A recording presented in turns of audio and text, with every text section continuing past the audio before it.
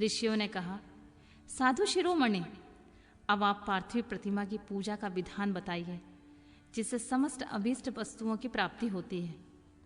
सूत जी बोले, महर्षियों, तुम लोगों ने बहुत उत्तम बात पूछी है। पार्थिव प्रतिमा का पूजन सदा संपूर्ण मनोरथ को देने वाला होता है तथा दुख का तत्काल निवारण करने वाला होता है। मैं उसका वर्णन करता हूं, तुम लोग उसे ध्यान देकर सुनो। पृथ्वी आदि की बनी हुई देव प्रतिमाओं की पूजा इस भूतल पर अभीष्टदायक मानी गई है। निश्चय ही इसमें पुरुषों का और स्त्रियों का भी अधिकार है। नदी, पोखरों अथवा कुएं में प्रवेश करके पानी के भीतर से मिट्टी लेकर आए, फिर गंध चूर्ण के द्वारा उसका संशोधन करें, फिर शुद्ध मंडप में रखकर उसे महीन पीसे या साने। इसके बाद हाथ में प्रतिमा बनाएं और दूध से उसका सुंदर संस्कार करें। उस प्रतिमा के अंग प्रत्यंग अच्छी तरह से प्रकट हुए हों, वह सब प्रकार के अस्त्र शस्त्रों से संपन्न बनाई गई हो। तदनंतर उसे पद्या आसन में स्थापित करके आदरपूर्वक उसका पूजन करें। गणेश, सूर्य, विष्णु, दुर्गा और शिव की प्रतिमा का, शिव का एवं शिवलिंग का द्विज को सदा पूजन करना चाहिए। षोडशोपचार पूजा जनित फल की सिद्धि के लिए 16 उपचारों द्वारा पूजन करना चाहिए। पुष्प से प्रोषण और मंत्र पाठ पूर्वक अभिषेक करें। अघहनी के चावल से नैवेद्य तैयार करें। सारा नैवेद्य एक कुंडप लगभग पाव भर होना चाहिए। घर में पार्थिव पूजन के लिए एक कुंडप और बाहर किसी मनुष्य द्वारा स्थापित शिवलिंग की पूजा के लिए एक सेर भर नैवेद्य तैयार करना आवश्यक है, ऐसा जानना चाहिए। देवताओं द्वारा स्थापित शिवलिंग के लिए 3 सेर नैवेद्य अर्पित करना उचित है और स्वयं प्रकट हुए स्वयंभू लिंग को 5 सेर, ऐसा करने पर पूर्ण फल की प्राप्ति समझनी चाहिए। इस प्रकार सहस्त्रवार पूजा करने से द्विज सत्रलोक को प्राप्त कर लेता है। 12 अंगुल चौड़ा, इससे दूना और 1 अंगुल अधिक अर्थात 25 अंगुल लंबा या 15 अंगुल चौड़ा जो लोहे या लकड़ी का बना हुआ पात्र होता है, उसे विद्वान पुरुष शिव कहते हैं। उसका 8वां भाग प्रस्थ कहलाता है, जो 4 कुड़ब के बराबर माना गया है। मनुष्य द्वारा स्थापित शिवलिंग के लिए 10 प्रस्थ, ऋषियों के द्वारा स्थापित शिवलिंग के लिए 100 प्रस्थ और स्वयंभू शिवलिंग के लिए 1 सहस्त्र प्रस्थ नैवेद्य निवेदन किया जाए तथा जल, तेल आदि एवं गंध द्रव्यों से भी यथा योग्य मात्रा रखी जाए, तो यह उन शिवलिंगों की महापूजा बताई गई है। देवता का अभिषेक करने से आत्मशुद्धि होती है, गंध से पुण्य की प्राप्ति होती है, नैवेद्य लगाने से आयु बढ़ती है और तृप्ति होती है, धूप निवेदन करने से धन की प्राप्ति होती है, दीप दिखाने से ज्ञान का उदय होता है और तांबुल समर्पण करने से भोग की उपलब्धि होती है। इसीलिए स्नान आदि 6 उपचारों को यंत्र पूर्वक अर्पित करें। नमस्कार और जप, ये दोनों संपूर्ण अभीष्ट फल को देने वाले होते हैं। इसलिए भोग और मोक्ष की इच्छा रखने वाले लोगों को पूजा के अंत में सदा ही जप और नमस्कार करने चाहिए। मनुष्य को चाहिए कि वह सदा पहले से मन से पूजा करके फिर उन उपचारों से करे। देवताओं की पूजा से उन देवताओं की लोकों की प्राप्ति होती है तथा उनके अवान्तर लोक में भी यथेष्ट भोग की वस्तुएं उपलब्ध होती हैं। अब मैं देव पूजा से प्राप्त होने वाले विशेष फलों का वर्णन करता हूं। तीजो, तुम लोग श्रद्धा पूर्वक सुनो। विघ्नराज गणेश जी की पूजा से भूलोक में उत्तम अभीष्ट वस्तुओं की प्राप्ति होती है। शुक्रवार को श्रावण और भाद्रपद मासों में शुक्ल पक्ष की चतुर्थी को और पौष मास में शतभिषा नक्षत्र के आने पर विधि पूर्वक गणेश जी की पूजा करनी चाहिए। 100 या सहस्त्र दिनों में 100 या सहस्त्र बार पूजा करें। देवता और अग्नि में श्रद्धा रखते हुए किए जाने वाला उनका नित्य पूजा मनुष्यों को पुत्र एवं अभीष्ट वस्तु प्रदान करता है। वह समस्त पापों का शमन तथा भिन्न भिन्न दुष्कर्मों को विनाश करने वाला है। विभिन्न वारों से हुई शिव आदि की पूजा को आत्मशुद्धि प्रदान करने वाली समझना चाहिए। वार या दिन, तिथि, नक्षत्र और योगों का आधार है, समस्त कामनाओं को देने वाला है। उससे बुद्धि और क्षय नहीं होती, इसलिए उसे पूर्ण ब्रह्म स्वरूप मानना चाहिए। सूर्योदय काल से लेकर सूर्योदय काल आने तक एक बार की स्थिति मानी गई है। जो ब्राह्मण आदि सभी वर्णों के कर्मों का आधार है, विहित तिथि के पूर्व भाग में की हुई देव पूजा मनुष्यों को पूर्ण भोग प्रदान करने वाली होती है। यदि मध्याह्न के बाद तिथि का आरंभ होता है तो रात्रि युक्त तिथि का पूर्व भाग पितरों के श्राद्ध आदि कर्म के लिए उत्तम बताया जाता है। ऐसी तिथि का परभाग ही दिन में युक्त होता है, अतः वही देव कर्म के लिए प्रशस्त माना गया है। यदि मध्याह्न काल तक तिथि रहे तो उदय व्यापिनी तिथि को ही देव कार्य में ग्रहण करना चाहिए। इसी तरह शुभ तिथि एवं नक्षत्र आदि ही देव कार्य में ग्राह्य होते हैं। वार आदि का भली भांति विचार करके पूजा और जप आदि करने चाहिए। वेदों में पूजा शब्द की अर्थ की इस प्रकार योजना की गई है, पूजयते अनेनीति पूजा। यही पूजा शब्द की व्यो उत्पत्ति है। पूर्व का अर्थ है भोग और फल की सिद्धि, जिस कर्म से संपन्न होती है उसका नाम है पूजा। मनोवांछित वस्तु तथा ज्ञान यही अभीष्ट वस्तुएं हैं। सकाम भाव वाले अभीष्ट भोग अपेक्षित होते हैं और निष्काम भाव वाले अर्थ परमार्थिक ज्ञान, ये दोनों ही पूजा शब्द के अर्थ होते हैं। इन्हीं योजना करने से ही पूजा शब्द की सार्थकता है। इस प्रकार लोक और वेद में पूजा शब्द का अर्थ विख्यात है। नित्य और नैमित्तिक कार्य कालांतर में फल देते हैं, किंतु काव्य और कर्म की यदि भली भांति अनुष्ठान हुआ हो तो वह तत्काल फलद होता है। प्रतिदिन एक पक्ष, एक मास और एक वर्ष तक लगातार पूजन करने से उन कर्मों की प्राप्ति होती है और उनसे वैसे ही पापों का क्रमशः क्षय होता है। प्रत्येक मास से कृष्ण पक्ष की चतुर्थी तिथि को की हुई महागणपति की पूजा एक पक्ष के पापों का नाश करने वाली होती है और एक पक्ष तक उत्तम भोग रूपी फल देने वाली होती है।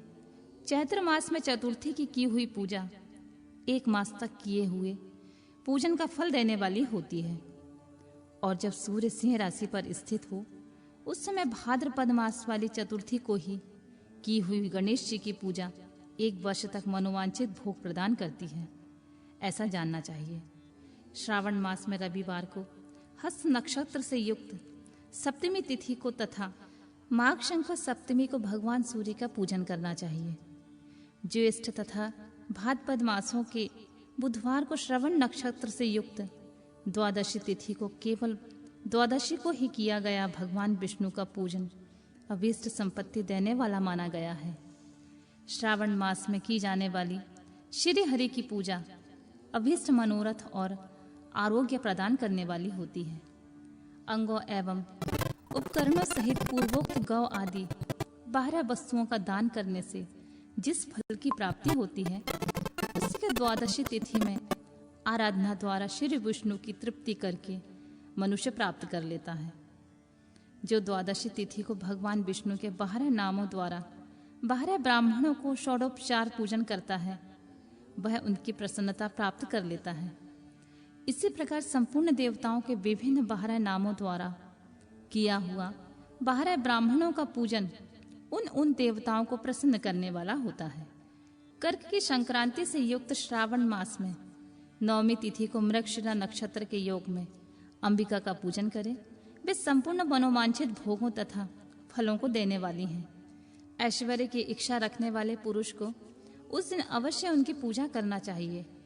अश्विन माघ में शुक्ल पक्ष की नवमी तिथि संपूर्ण अभीष्ट फल देने वाली होती है। उसी मास से कृष्ण पक्ष की चतुर्दशी को यदि रविवार पड़ा हो तो उस दिन का विशेष महत्व बढ़ जाता है। उसके साथ ही यदि आद्रा और महाआद्रा सूर्य संक्रांति से युक्त आद्रा का योग हो तो उस अवसर पर की हुई शिव पूजा का विशेष महत्व माना गया है।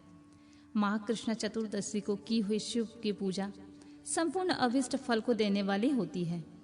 वह मनुष्यों की आयु बढ़ाती है, मृत्यु कष्ट को दूर हटाती है और समस्त सिद्धियों की प्राप्ति कराती है। जेठ मास में चतुर्दशी को यदि महाअद्रा का योग हो अथवा मार्गशीर्ष मास में किसी भी तिथि को यदि आद्रा नक्षत्र हो तो उस अवसर पर विभिन्न वस्तुओं से बनी हुई मूर्ति के रूप में शिव की जो 16 उपचारों से पूजा करता है उस पुण्यात्मा के चरणों का दर्शन करना चाहिए। भगवान शिव की पूजा मनुष्यों को भोग और मोक्ष देने वाली होती है, ऐसा जानना चाहिए। कार्तिक मास के प्रत्येक वार और तिथि आदि में महादेव का पूजन का विशेष महत्व है। कार्तिक मास आने पर विद्वान पुरुष दान, तप, होम, जप और नियम आदि के द्वारा समस्त देवताओं का षोडशोपचारों द्वारा पूजन करें। उनके पूजन में देव प्रतिमा, ब्राह्मण तथा मंत्रों का उपयोग आवश्यक है। ब्राह्मणों को भोजन कराने से वह पूजन कर्म संपन्न होता है। पूजक को चाहिए कि वह कामनाओं को त्याग कर पीड़ा रहित और देवाराधन में तत्पर रहे। कार्तिक मास में देवताओं का यजन, पूजन समस्त भोगों को देने वाला, व्याधियों को हर लेने वाला तथा भूतों और ग्रहों का विनाश करने वाला होता है। कार्तिक मास के रविवार को भगवान सूर्य की पूजा करने और तेल तथा सूती वस्त्र देने से मनुष्यों के कोढ़ आदि रोगों का नाश होता है। हर्रे, काली मिर्च, वस्त्र और खीरा आदि का दान और ब्राह्मणों की प्रतिष्ठा करने से क्षय के रोग का नाश होता है। दीप और सरसों के दान से मिर्गी का रोग मिट जाता है। कृतिका नक्षत्र से युक्त सोमवार को किया हुआ शिव जी का पूजन मनुष्यों के महान दारिद्र्य को मिटाने वाला और संपूर्ण संपत्ति को देने वाला होता है। घर के आवश्यक सामग्रियों के साथ ग्रह और क्षेत्र आदि का दान करने से उक्त फल की प्राप्ति होती है। कृतिका युक्त मंगलवार को श्री स्कंदन का पूजन करने से तथा दीपक एवं घंटा आदि के दान देने से मनुष्यों को शीघ्र ही वाक सिद्धि प्राप्त हो जाती है। उनके मुंह से निकली हुई हर बात सत्य हो जाती है। कृतिका युक्त बुधवारों को किया हुआ श्री विष्णु जी का यजन तथा दही भात का दान मनुष्यों को उत्तम संतान की प्राप्ति कराने वाला होता है। कृतिका युक्त गुरुवार को धन से ब्रह्मा जी का पूजन तथा मधु, सोना और घी का दान करने से मनुष्य के भोग वैभव की वृद्धि होती है। कृतिका युक्त शुक्रवारों को गजानन गणेश जी की पूजा करने से तथा गंध, पुष्प एवं अन्य का दान देने से मानवों के भोग की पदार्थों की वृद्धि होती है। उस दिन सोना, चांदी आदि का दान करने से बांध्या को भी उत्तम पुत्र की प्राप्ति होती है। कृतिका युक्त शनिवार को दिव्य पाकों की वंदना, दिग्गजों, नागों और सेतपालों का पूजन, त्रिनेत्रधारी रुद्र, पापहारी विष्णु और ज्ञानदाता ब्रह्मा का आराधन और धन्वंतरी एवं दोनों अश्विन कुमारों का पूजन करने से रोग, दुर्मृत्यु एवं अकाल मृत्यु का निवारण होता है तथा तात्कालिक व्याधियों की शांति हो जाती है। नमक, लोहा, तेल और उड़द आदि का त्रिकुट, सौंठ, पीपल और गोल मिर्च, फल, गंध और जल आदि का, घृत आदि द्रव पदार्थों का और सुवर्ण, मोती एवं कठोर वस्तुओं का दान देने से स्वर्गलोक की प्राप्ति होती है। इनमें से नमक आदि का मान कम से कम 1 प्रस्थ सेर होना चाहिए। सुवर्ण आदि का मान कम से कम 1 पल। धन की संक्रांति से युक्त पौष मास में उषा काल में शिव आदि समस्त देवताओं का पूजन क्रमशः समस्त सिद्धियों को प्राप्ति कराने वाला होता है। इस पूजन के अघनी के चावल से तैयार किए गए हव्य का नैवेद्य उत्तम बताया जाता है। पौष मास में नाना प्रकार के अन्न का नैवेद्य विशेष महत्व रखता है। मार्गशीर्ष मास में केवल अन्न का दान करने वाले मनुष्य को ही संपूर्ण अभीष्ट फलों की प्राप्ति हो जाती है। मार्गशीर्ष मास में अन्न का दान करने वाले मनुष्यों के सारे पाप नष्ट हो जाते हैं। वह अभीष्ट सिद्धि, आरोग्य, धर्म, वेद का सम्यक ज्ञान, उत्तम अनुष्ठान का फल, इहलोक एवं परलोक में महान भोग, अंत में सनातन योग, मोक्ष तथा वेदांत ज्ञान की सिद्धि प्राप्त कर लेता है। जो भोग की इच्छा रखने वाला होता है वह मनुष्य मार्गशीर्ष माघ आने पर कम से कम 3 दिन भी उषा काल में अवश्य देवताओं का पूजन करे और पौष मास में पूजन से खाली न जाने दे। उषा काल से लेकर शैगव काल तक और पूषा काल में पूजन का विशेष महत्व माना गया है। पौष मास में पूरे महीने भर जितेंद्रिय और निराहार रहकर द्विज प्रातः काल से मध्याह्न काल तक वेद माता गायत्री का जप करे।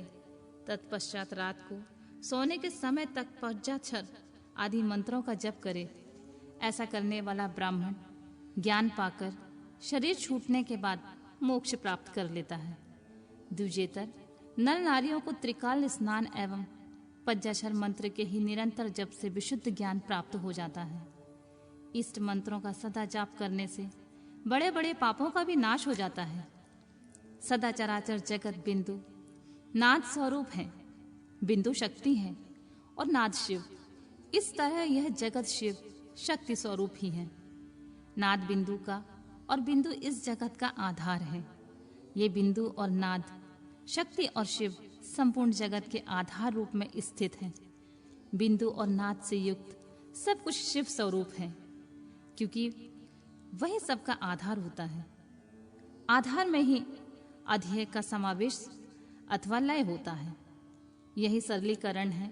यही सरलीकरण की स्थिति से ही सृष्टि काल की जगत का प्रादुर्भाव होता है। इसमें संशय नहीं है। शिवलिंग बिंदी नाद स्वरूप है, अतः उसे जगत का कारण बताया जाता है। बिंदु देव है और नाद शिव। इन दोनों का संयुक्त रूप ही शिवलिंग कहलाता है। अतः जन्म से संकट से छुटकारा पाने के लिए शिवलिंग की पूजा करनी चाहिए। बिंदु रूपा देवी उमा माता हैं और नाद स्वरूप भगवान शिव पिता। इन माता पिता को पूजित होने से परमानंद की ही प्राप्ति होती है। अतः परमात्मा का लाभ लेने के लिए शिवलिंग का विशेष रूप से पूजन करना चाहिए। देवी उमा जगत की माता हैं और भगवान शिव जगत के पिता। जो इनकी सेवा करता है उस पुत्र पर उन दोनों माता पिता की कृपा नित्य अधिकाधिक बढ़ती रहती है। वह पूजक पर कृपा करके उसे अपना आंतरिक ऐश्वर्य प्रदान करते हैं। अतः मुनीश्वरों, आंतरिक आनंद की प्राप्ति के लिए शिवलिंग को माता पिता का स्वरूप मानकर उनकी पूजा करनी चाहिए। भर्ग शिव पुरुष रूप है और भर्गा शिव अथवा शक्ति प्रकृति कहलाती हैं। अव्यक्त आंतरिक अधिष्ठान रूप गर्भ को पुरुष कहते हैं और सुव्यक्त आंतरिक अधिष्ठान भूत गर्भ को प्रकृति। पुरुष आदि गर्भ है। वह प्रकृति रूप गर्भ से युक्त होने के कारण गर्भवान है, क्योंकि वही पुरुष प्रकृति का जनक है। प्रकृति में पुरुष का संयोग होता है। यही पुरुष से उसका प्रथम जन्म कहलाता है। अव्यक्त प्रकृति से महत्व आदि से क्रम से जो जगत का व्यक्त होना है, यही उस प्रकृति का द्वितीय जन्म कहलाता है। जीव पुरुष से ही बारंबार जन्म और मृत्यु को प्राप्त होता है। माया द्वारा अन्य रूप से प्रकट किए जाना ही उनका जन्म कहलाता है। जीव का शरीर जन्म काल से ही जीर्ण होने लगता है, इसलिए उसे जीव की संज्ञा दी गई है। जो जन्म लेता है और विविध पाशों द्वारा तनाव में पड़ता है, उसका नाम जीव है।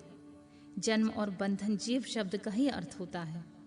अतः जन्म मृत्यु रूपी बंधन की निवृत्ति के लिए जन्म का अधिष्ठान भूत मातृ पितृ स्वरूप शिवलिंग का पूजन करना चाहिए। गाय का दूध, गाय का दही, गाय का घी, इन तीनों को पूजन के लिए शहद और शक्कर के साथ पृथक पृथक भी रखिए और इन सब को मिलाकर सम्मिलित रूप से पंचामृत भी तैयार कर लें। इनके द्वारा शिवलिंग का अभिषेक और स्नान कराएं। फिर गाय के दूध और अन्य से मेल से नैवेद्य तैयार करें। प्रणव मंत्र के उच्चारण पूर्वक उसे भगवान शिव को अर्पित करें। संपूर्ण प्रणव को ध्यानलिंग कहते हैं। स्वयंभूलिंग नाद स्वरूप होने के कारण नादलिंग कहा गया है। यंत्र या अर्धा बिंदु स्वरूप होने के कारण बिंदुलिंग के रूप में विख्यात हैं। उसमें अचल रूप से प्रतिष्ठित जो शिवलिंग है वह मकार स्वरूप है, इसलिए मकार लिंग कहलाता है।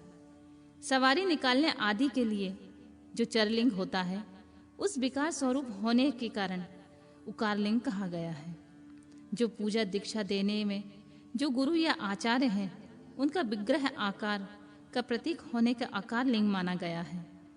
इस प्रकार आकार, उकार, मकार, बिंदु, नाद और ध्वनि के रूप में लिंग के 6 भेद हैं। इन 6 लिंगों की नित्य पूजा करने से साधक जीवन मुक्त हो जाता है, इसमें संशय नहीं है।